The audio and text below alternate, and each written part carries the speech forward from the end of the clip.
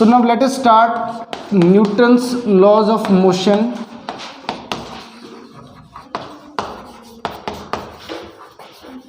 Newton's laws of motion. Newton's laws of motion. तो Newton का जो फर्स्ट लॉ था, बैठ जा।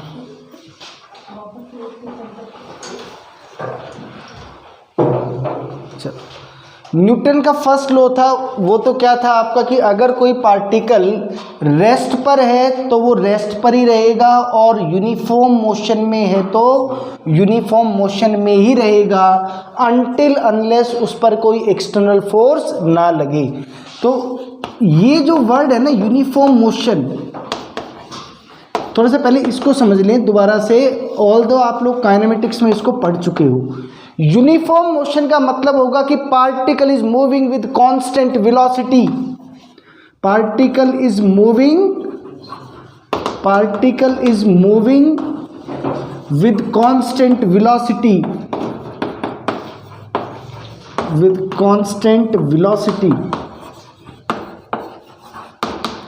जब आप कांस्टेंट वेलोसिटी बोल रहे हो तो इसका मतलब बेटा देखो, वेलोसिटी के साथ दो चीजें एसोसिएटेड है, एक स्पीड और दूसरी डायरेक्शन, और वो कांस्टेंट है तो ना स्पीड बदलेगी और ना ही उसकी डायरेक्शन। यानी कि पार्टिकल्स कांस्टेंट स्पीड से कैसे चलेगा, सीधी लाइन में चलेगा।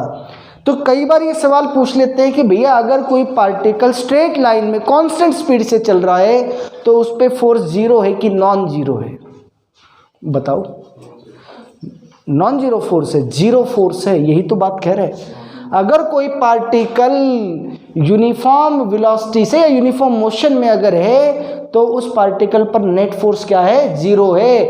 अगर आप उसका स्टेट बदलना चाहते हैं तो क्या करना पड़ेगा, फोर्स लगाना पड़ेगा। समझ में आ गई ये बात। इसके साथ जब भी वेलोसिटी आई, बात ध्यान रखना, काइनेमेटिक्स में बहुत बार डिस्कशन कर चुके हैं हम लोग, एक स्पीड और दूसरी डायरेक्शन। वेलोसिटी को बदलने के दो तरीके, या तो स्पीड बदल दो या डायरेक्शन बदल दो, दोनों में से कोई भी एक या दोनों बदल गए तो क्या बदल जाएगी, वेलोसिटी बदल जाएगी आपकी। तो ये तो आपका फर्स्ट लॉ था, Newton's first law. And the very very important that is Newton's second law. बेटा इसको है ना, जो फर्स्ट लॉ है मैं सब बड़ा थोड़ा सा फास्ट हम लोग करेंगे कि जो पहले वाला जो लॉ है इसको लॉ ऑफ इनर्शिया भी कहते हैं। लॉ ऑफ जो इनर्शिया है वो कितने टाइप का हो सकता है, इनर्शिया ऑफ रेस्ट हो सकता है, इनर्शिया ऑफ मोशन हो सकता है, इनर्शिया ऑफ डायरेक्शन हो सकता है। वो सब की एक बार थ्योरेटिकल रीडिंग आप लोग कर लें। न्यूटन सेकेंड लॉ एक्चुअली में बेटा इसको क्या कहा जाता है, इसका दूसरा नाम है real law of motion. This is known as real law of motion. इसी को क्या कहा जाता है, रियल लॉ ऑफ मोशन कहा जाता है। क्यों कहा जाता है real law of motion, because it contain Newton's first law as well as Newton's third law, दोनों लॉ ये कैरी करता है। तो न्यूटन सेकेंड लॉ देखो क्या कहता है, it states that rate of change of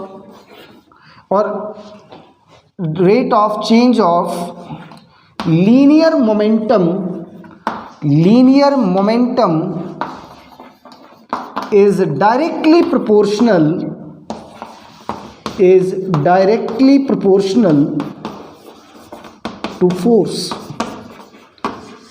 किसी भी पार्टिकल पर या किसी भी सिस्टम ऑफ पार्टिकल्स पर जो भी चेंज ऑफ लीनियर मोमेंटम है वो डायरेक्टली प्रोपोर्शनल रहेगा किसके, फोर्स के।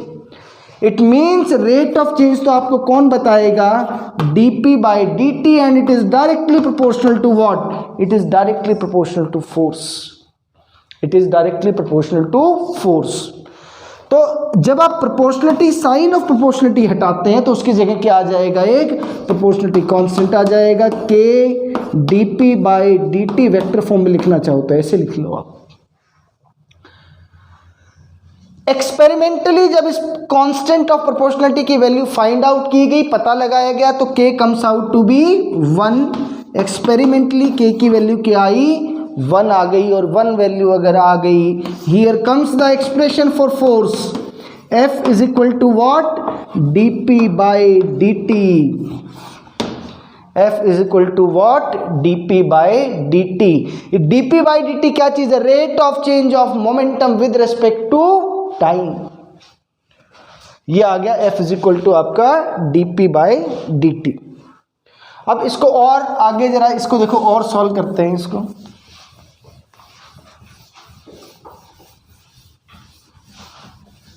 देखो हमने यहां तक लिख दिया इसको,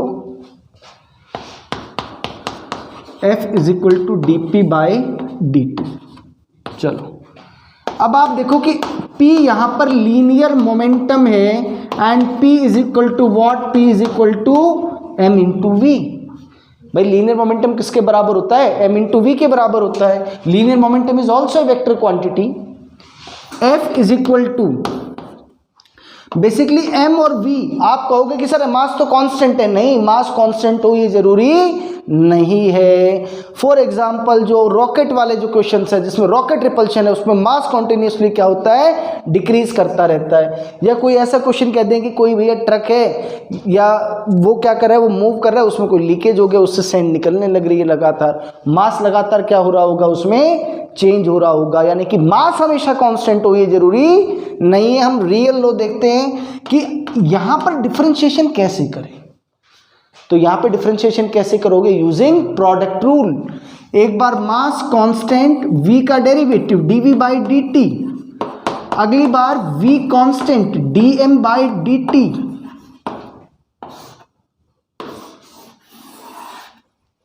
m dv by dt plus v dm by dt, ये आ गया।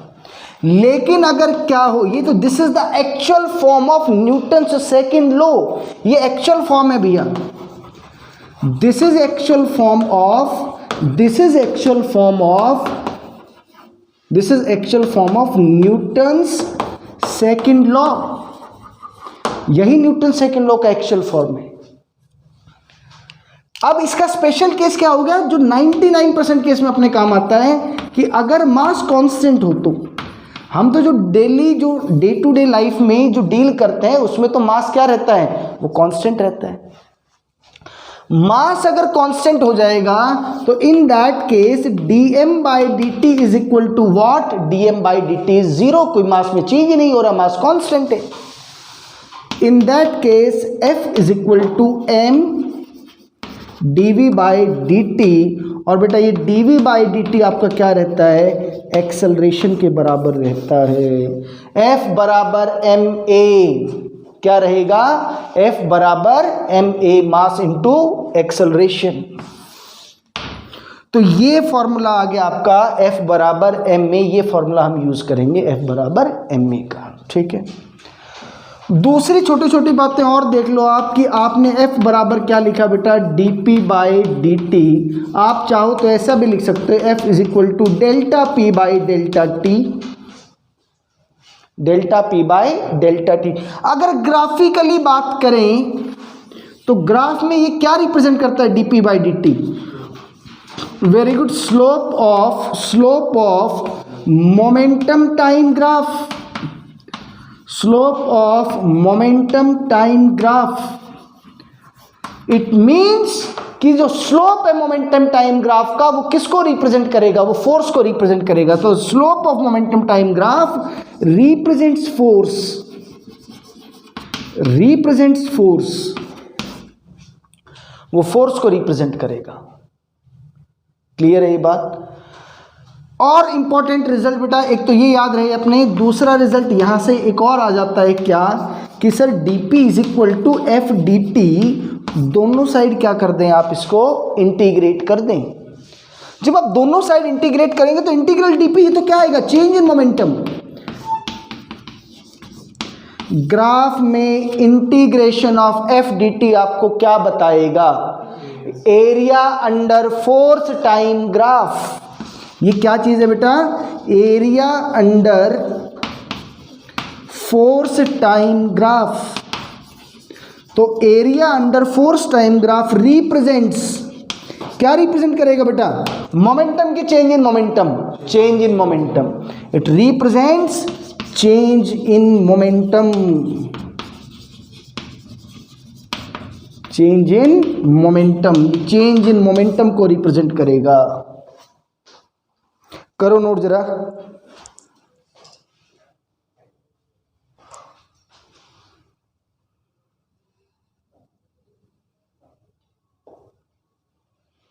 ठीक है, आगे देखो।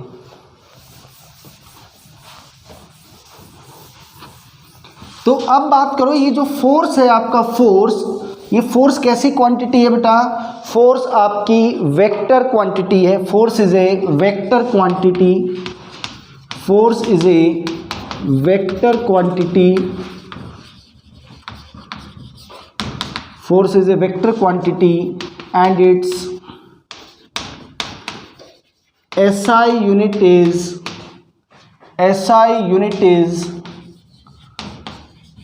न्यूटन। SI यूनिट क्या है? न्यूटन है। सीजीएस यूनिट क्या है इसकी? डायन। वेरी गुड, है ना? डाइन है, डायन नहीं है ना। 1 newton is equal to what? 10 raise to the power 5 dyne, है ना? तो आप किसी को भी न्यूटन बोल सकते हो ना। 1 न्यूटन इज इक्वल टू 10 की पावर 5 डाइन, है ना? खुश भी हो जाएगा, उसको पता नहीं क्या कहना चाह रहे हैं। तो 1 newton is equal to 10 raise to the power 5 dyne, ये हो गया। अच्छा, इसका डायमेंशनल फॉर्मूला, मुझे लगता है डायमेंशनल फॉर्मूला सबको याद रहता है इसका, वो है m1L1T-2।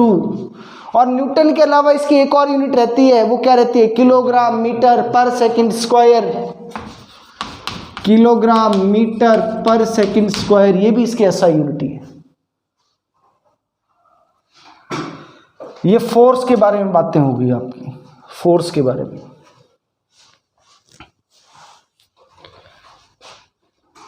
अच्छा, हाथों हाथ एक काम और कर लो, इम्पल्स की भी बात यहीं कर लेते हैं, फिर उसके बाद फोर्स के बारे में बहुत डिटेल में बातें करनी है अपने को। पहले इम्पल्स की बात कर लेते हैं। इम्पल्सिव फोर्स, इम्पल्सिव फोर्स ऐसी फोर्सेस जो मैग्नीट्यूड में तो क्या हो, बहुत ज्यादा हो, लेकिन बहुत स्मॉल इंटरवल के लिए, बहुत कम इंस्टेंट ऑफ टाइम के लिए लग रहे हो। Very large amount of force, very large amount of force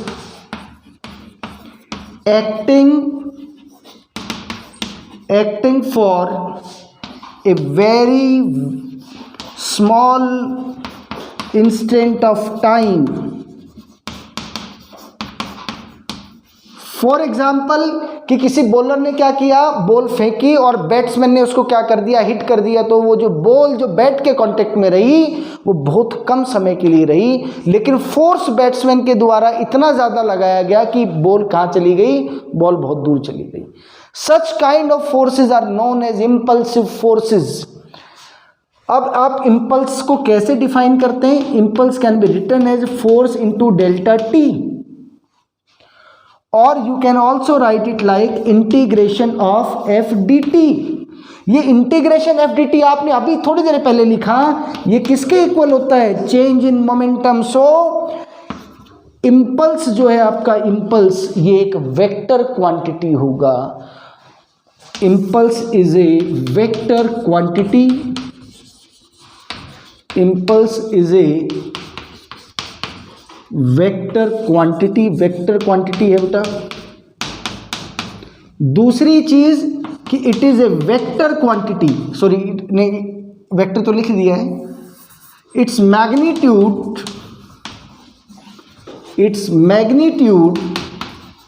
is equal to change in momentum. जो चेंज इन मोमेंटम है उसके इक्वल क्या होगा? इसका मैग्नीट्यूड उसके इक्वल होगा। It means magnitude of I is equal to delta P. Again area under FT graph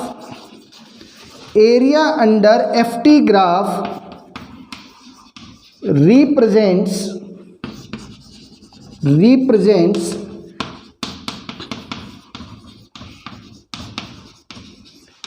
change in momentum.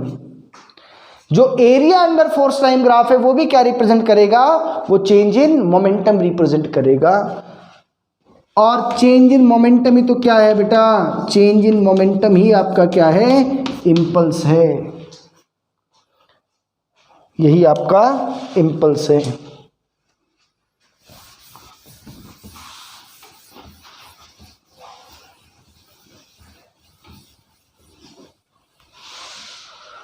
अब types of forces,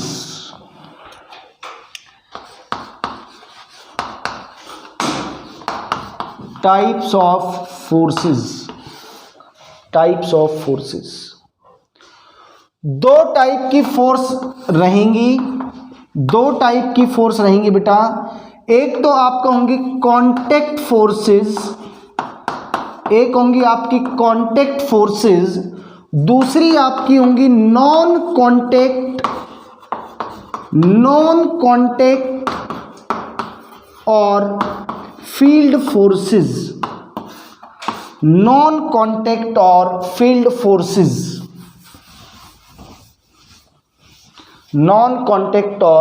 forces. तो भैया कांटेक्ट फोर्स कौन सी फोर्स होंगी, ऐसी फोर्सेस जिनके लिए किसकी आवश्यकता हो, physical contact between the two surfaces, उनको हम क्या बोलेंगे, contact forces, which needs physical contact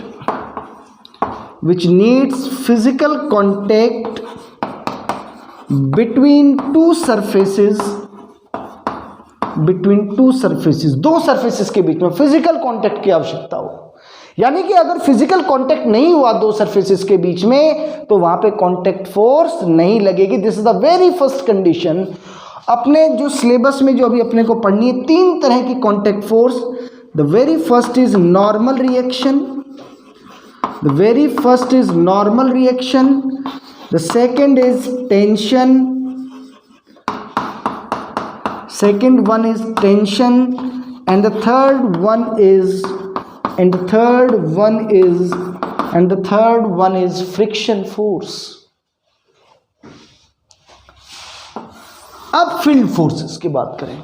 field forces के लिए किसकी आवश्यकता नहीं है, आपको किसी भी तरह के कांटेक्ट की जरूरत नहीं होगी। यानी कि इसमें क्या होगा कि बॉडी अपना एक क्या जनरेट करेगी, एक फील्ड जनरेट करेगी, और उस फील्ड के थ्रू क्या करेंगे, एक दूसरे पर फोर्स को एग्जर्ट करेंगे। फॉर एग्जांपल कि अगर मैं इस पेन को, इस चौक को अगर यहाँ से छोड़ दूं तो ये पेन कहाँ जा रहा है, नीचे की तरफ। उसका कारण क्या है कि जो ग्रेविटी है, जो ग्रेविटेशनल फोर्स है, वो इसको अपनी तरफ क्या कर रही है, पुल कर रही है थ्रू ग्रेविटेशनल फील्ड। इसी तरह से जो इलेक्ट्रिक चार्जेस हैं वो या तो रिपेल करते हैं या फिर अट्रैक्ट करते हैं। उसका कारण भी क्या है कि वो इलेक्ट्रिक फील्ड के थ्रू क्या है, फोर्स एग्जर्ट करते हैं। तो यहाँ पे अपने को जो पढ़ना है वो एक ही फोर्स पढ़ेंगे भैया अभी, तो वो है ग्रेविटेशनल फोर्स। और भैया इसका दूसरा नाम क्या है, वो दूसरा नाम है वेट। बार बार ध्यान रखना, मैं आपको बता रहा हूं, ये बड़ी कंफ्यूजन होगी आपको जब आप क्वेश्चंस करेंगे कि सर ग्रेविटेशनल फोर्स की अगर कांटेक्ट में नहीं है तो वेट वाली फोर्स लगाते ही नहीं है हम। चाहे बॉडी हवा में हो, चाहे बॉडी कांटेक्ट में हो, वेट वाली जो फोर्स है यानी कि ग्रेविटेशनल फोर्स है, उसके लिए कांटेक्ट फोर्स की जरूरत नहीं है, वो तो हमेशा लगेगा ही लगेगा। इसलिए वो गड़बड़ ना करो। इसलिए जब भी आप फोर्स डायग्राम बनाएं, जब भी आप क्या करें, फोर्स डायग्राम बनाएं, तो सबसे पहली फोर्स आप जो फोर्स डायग्राम में बनाएंगे वो mg ही बनाएं। अरे फोर्स डायग्राम बनानी आती है ना सबको, अरे फोर्स डायग्राम को दोबारा से बताने की आवश्यकता है क्या, ठीक है, तो यानी कि आप हमेशा वो जो ग्रेविटेशनल फोर्स है वो हमेशा क्या करें, सबसे पहले बनाएं, ताकि वो बाद में मिस ही ना हो। और पार्टिकल चाहे हवा में हो, चाहे स्ट्रिंग के साथ लटका हुआ हो, चाहे आपका किसी सरफेस के साथ कांटेक्ट में हो, ये जो वेट वाली जो फोर्स है, ग्रेविटेशनल फोर्स है, ये तो लगेगी ही लगेगी। तो ये ग्रेविटेशनल फोर्स जो है, देखो आप सब लोगों ने पहले काफ़ी कुछ पढ़ा हुआ है ये सारा ना, तो जो मेन जो चीज़ें वो अपनी डिस्कशन कर लेते हैं। इसमें मेन चीज़ क्या है इसमें कि it is always directed towards the centre of the earth. ये हमेशा किसकी तरफ डायरेक्टेड होगा, towards the centre of the earth. और बल्कि इसको ऐसे भी कह सकते हैं कि it is always perpendicular to the horizontal surface, perpendicular to the horizontal surface. वो जो हॉरिजॉन्टल सरफेस रहेगा, हॉरिजॉन्टल सरफेस जो रहेगा उसके ग्रेविटेशनल फोर्स हमेशा क्या रहेगी, परपेंडिकुलर रहेगी। ध्यान रखना, इंक्लाइंड प्लेन के परपेंडिकुलर नहीं रहेगी, ये किसके परपेंडिकुलर रहेगी, हॉरिजॉन्टल सरफेस के परपेंडिकुलर रहेगी। और ये भैया बड़ा सिंपल सा है कि यहाँ पे जो वेट लगेगा that is equal to mg, हमेशा डायरेक्टेड टुवर्ड्स द सेंटर, ये भी पता है आपको। क्लियर है ये बात। So this is gravitational force or the weight.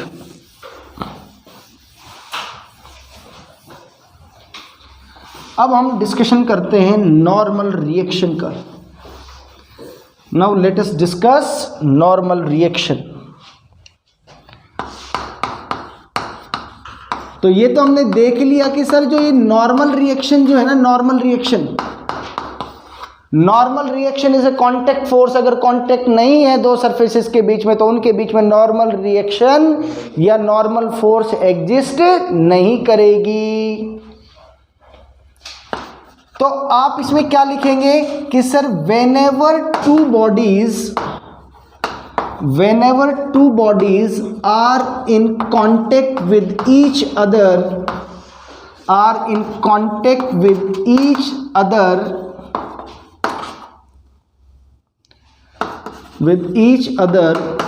they have tendency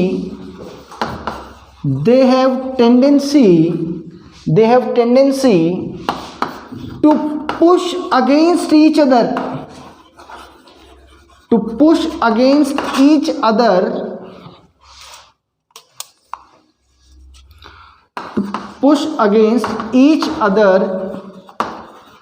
with a force known as normal reaction। उस फोर्स को क्या नाम दिया गया, नॉर्मल रिएक्शन नाम दिया गया उस फोर्स को। क्लियर है। इस नॉर्मल रिएक्शन की खास बात क्या होगी कि this normal reaction is always perpendicular to the common contact surface,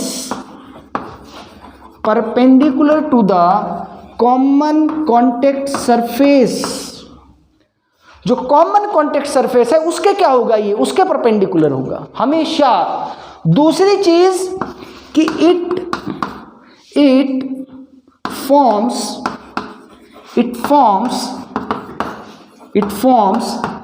action reaction pair। ये कैसा पेयर बनाएगा, ये एक्शन रिएक्शन पेयर बनाएगा। अरे कैसा पेयर बनाएगा, action.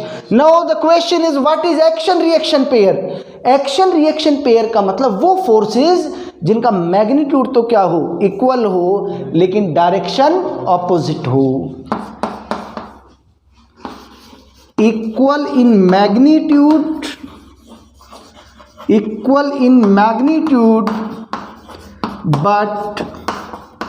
but opposite in direction,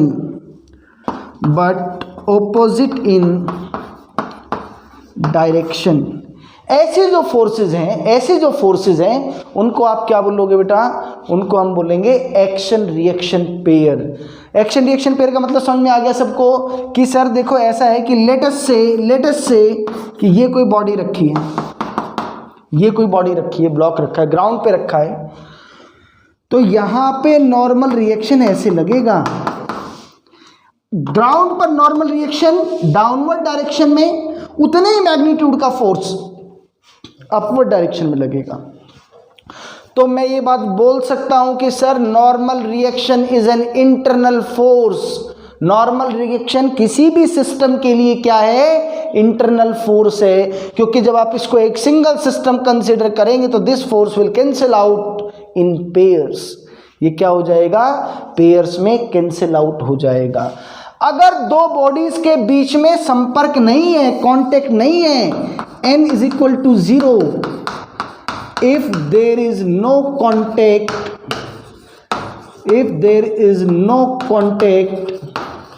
between two surfaces, क्या आपको कई बार क्वेश्चन में भी देगा कि कुछ भी वो वैल्यू पूछना चाहे ताकि इनका कांटेक्ट खत्म हो जाए।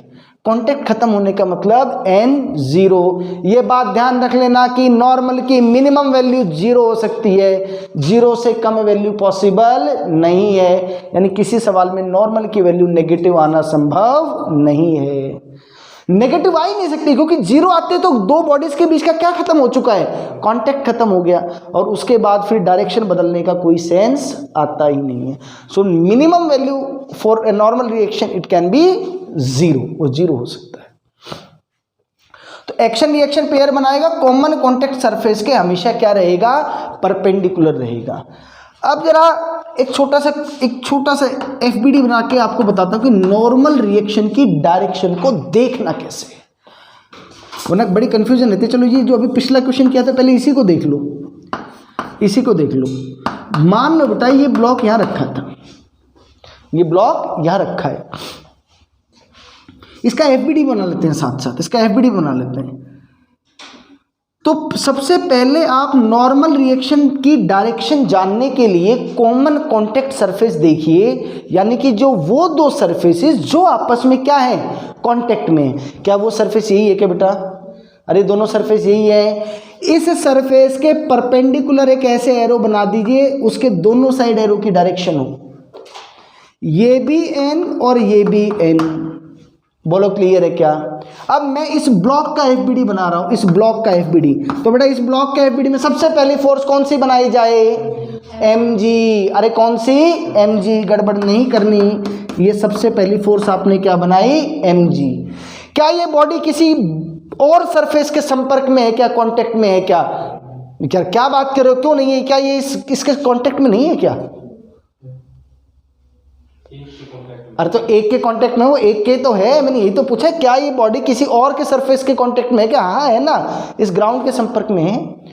इस ग्राउंड के कारण से इस पर नॉर्मल रिएक्शन। एक बात ध्यान रखना बेटा, जब आप फोर्स डायग्राम बनाते हो उस फोर्स डायग्राम में वही फोर्सेस इंडिकेट की जाती है जो फोर्सेस उस बॉडी पर लग रही हैं, ना कि वो फोर्सेस डिनोट की जाएंगी जो वो फोर्सेस दूसरे बॉडीज पे लगा रहा हूं। नोट कर लो ये चीज, एक नोट लिखो, राइट डाउन ए नोट। हम एफबीडी में लिखें सब लोग, हम एफबीडी में वही फोर्सेस रिप्रेजेंट करेंगे, हम एफबीडी में वही फोर्सेस रिप्रेजेंट करेंगे जो फोर्सेस उस बॉडी पर लग रही हों, जो फोर्सेस उस बॉडी पर लग रही हों। ठीक है, अगला पॉइंट लिखो, एफबीडी में उन फोर्सेस को, एफबीडी में उन फोर्सेस को रिप्रेजेंट नहीं करेंगे, उन फोर्सेस को रिप्रेजेंट नहीं करेंगे जो वह बॉडी दूसरों पर लगा रही हो, जो वह बॉडी दूसरों पर लगा रही हो। ठीक है, तो बेटा देखो अब जरा, अब बात ये है कि सर इस वाले ब्लॉक के ऊपर नॉर्मल रिएक्शन की डायरेक्शन कहाँ है, तो बड़ा सिंपल सा फंडा है, आपको नॉर्मल रिएक्शन की डायरेक्शन ब्लॉक पर देखनी है ना, ब्लॉक को छोड़ के बाकी सब छिपा लें, तो आपको नॉर्मल रिएक्शन का एरो कहाँ दिख रहा है, अरे कहाँ दिख रहा है, ऊपर, तो नॉर्मल रिएक्शन कहाँ लगेगा, अपवर्ड डायरेक्शन में लगेगा। This is called the FBD, this is called the FBD। चलो मेरा आपसे एक सिंपल सा सवाल है कि ये जो ब्लॉक है, ये जो ब्लॉक है, क्या यह अपना वेट किसी दूसरे पर लगाता है क्या एज ए फोर्स? बताओ, चलो बताओ बताओ बताओ, क्या यह ब्लॉक अपना वेट किसी दूसरी बॉडी पर एग्जर्ट करेगा क्या? टेक्निकली गलत है ये बात, ब्लॉक खुद कोई फोर्स लगा ही नहीं सकता, वो तो ये जो mg लगा रहा है, कौन लगा रहा है उस पे, अर्थ लगा रही है, ये तो नॉर्मल लगा रहा है इस पर, ये इस पे क्या लगा रहा है, नॉर्मल लगा रहा है, ये mg एग्जर्ट नहीं कर रहा, वो बाई चांस n बराबर mg आ गया, ये हर केस में n बराबर mg हो, ये जरूरी नहीं है। आप लोगों ने पढ़ी भी रखा कि n की वैल्यू mg cos थीटा के बराबर भी आती है इंक्लाइन प्लेन पे, ये तो बाई चांस n बराबर mg आ गया। ये बात बिल्कुल क्लियर है, आपके असर्शन रीजन टाइप के क्वेश्चंस में बड़ी कंफ्यूजिंग है ये बात। क्या बात ध्यान रखनी है, mg is the force not exerted by the body itself, it is the force exerted by the earth on the body. यार बॉडी का खुद का फोर्स तो आप FBD में दिखा ही नहीं सकते, ये इस पे कौन लगा रहा है, mg अर्थ लगा रही है। क्लियर है ये बात, ये कंफ्यूजन दोबारा नहीं रहनी चाहिए। चलो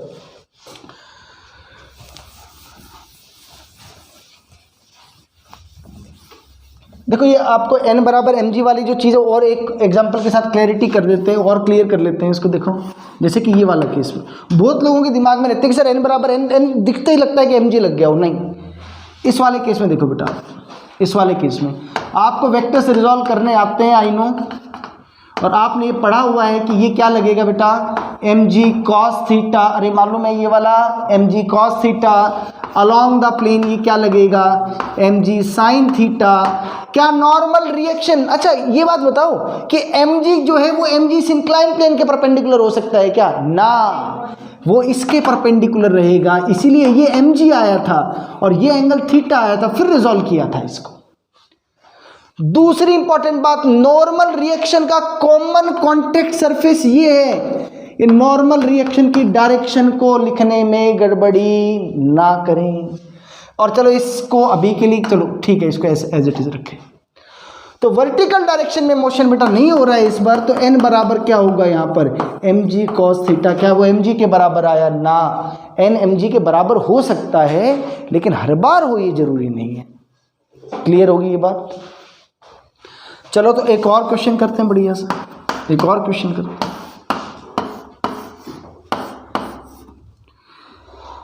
लेट अस से कि ये कोई ब्लॉक 5 kg का है, ये कोई ब्लॉक 2 kg का है और ये ग्राउंड पर रखा है, ये आपने ग्राउंड पे रख दिया इसको। You have to find normal reaction between the blocks, उन दोनों ब्लॉक्स के बीच में नॉर्मल रिएक्शन।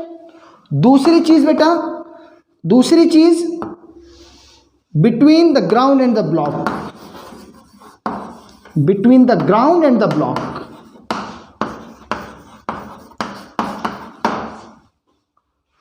इन दोनों ब्लॉक्स के बीच में और ग्राउंड और ब्लॉक के बीच में नॉर्मल रिएक्शन। तो देखो आप FBD, देखो मैकेनिक्स में बिना FBD को ड्रॉ किए आप क्वेश्चन तो कर ही नहीं सकते, तो FBD बनाना पड़ेगा।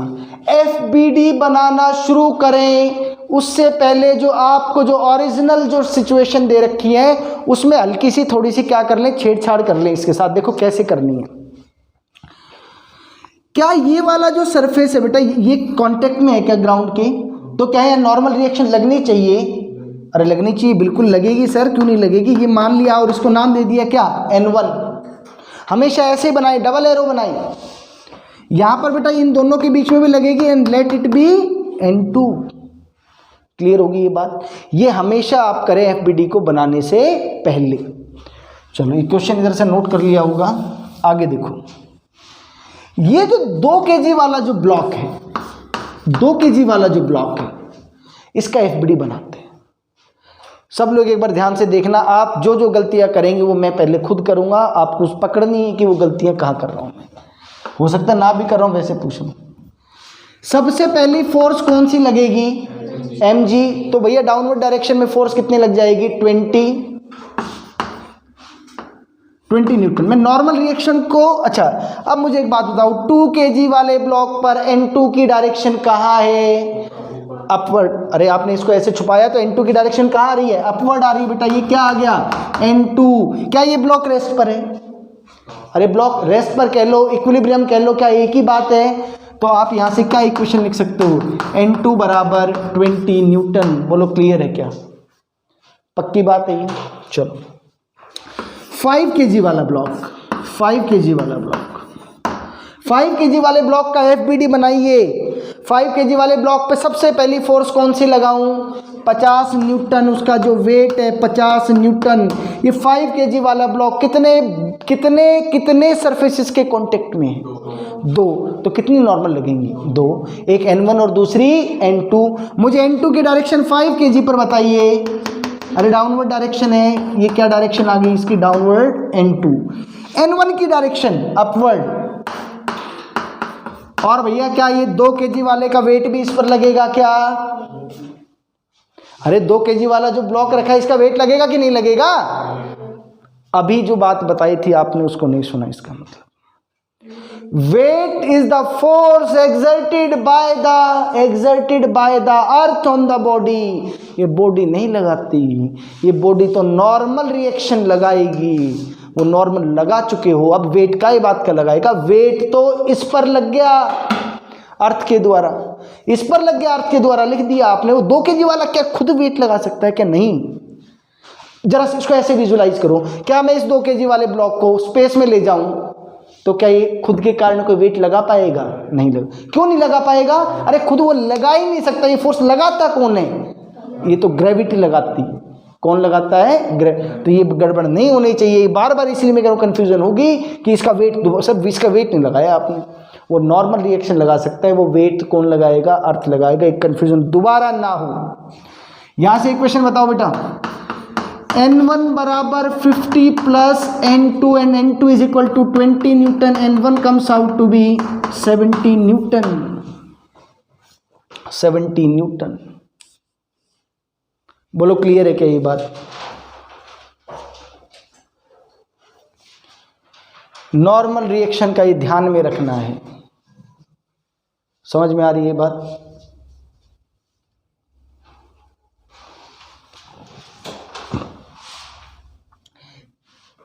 तीसरे टाइप की जो फोर्स है, अच्छा एक चीज और, एक और हल्का सा चीज बनाना, ये नोट कर लिया ना इधर से सबने। एक और कंफ्यूजन दूर करते हैं, बाकी फिर टेंशन वाला पार्ट तो फिर कल की क्लास में कर लेंगे कोई। ये है हमारा क्वेश्चन।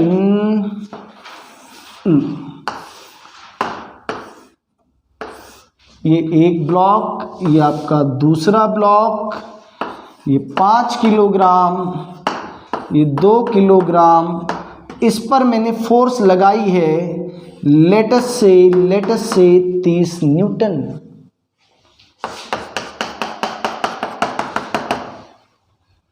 हमें इन दोनों ब्लॉक्स का FBD बनाना है और जहां जहां नॉर्मल रिएक्शन लग रही है उन सब जगह क्या बताना है आपको? नॉर्मल रिएक्शन लगाना है। इसको A नाम दे देता हूं बेटा और इसको नाम दे दिया जाए B। ए वाले का FBD बना रहा हूं बेटा। ए वाले का 2 kg। जरा ध्यान से देखना, क्या उससे पहले छेड़छाड़ कर ली जाए? ये नॉर्मल रिएक्शन मान लो बेटा कितना? N1।